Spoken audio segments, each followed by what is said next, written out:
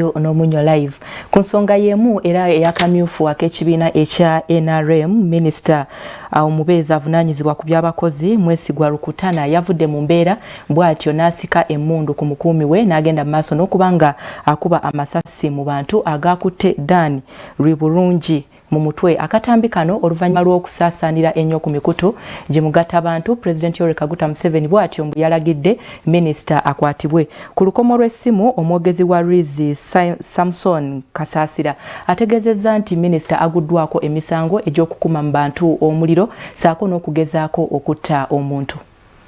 Minisita omubeezi avunaanyizibwa ku bakozi Mwesigwa Rukutana akwatiddwa amagye ne poliisi oluvannyuma lw'okukuba amasasi mu bantu entungamo mu kulonda akamyufu ka NRM. Rukutana akwatiddwa ku biragiro by'omukulembeze w'eggwanga Yoweri Kaguta Museveni oluvannyuma lw'akatambi okusaasaanira emikutu gye mugatta bantu ng'aggye emmundu ku mukuumi we n'akuba Dan Ribulungi amasasi ku mutwe ng'ono muwagizi wa Naome Kabasharira gwe bali naye kumbiranye. Rukutana alikuwa anakusteera masasi you people. Rukutana alikuwa anakusteera masasi muje Kaguta. Basi vuga tugende. Vuga tugende speed.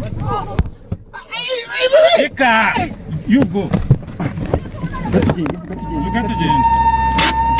tugende. Basi.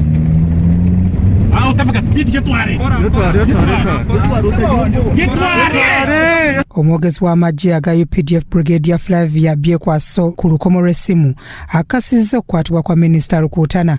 He put a gun from, I think, one of his escorts and shot a person whose life may not be.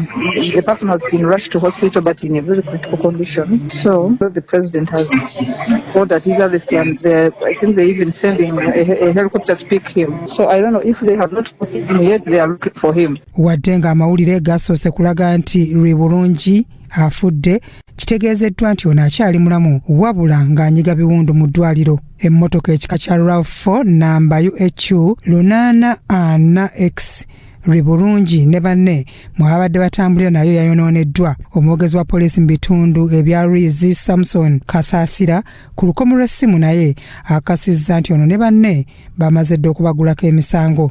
Ekituufu kiri nti Honorable Rukutana n'abakuumi basatu bakwatiddwa poliisi ey'entungamo ku misango gy'okukuma omuliro mu bantu,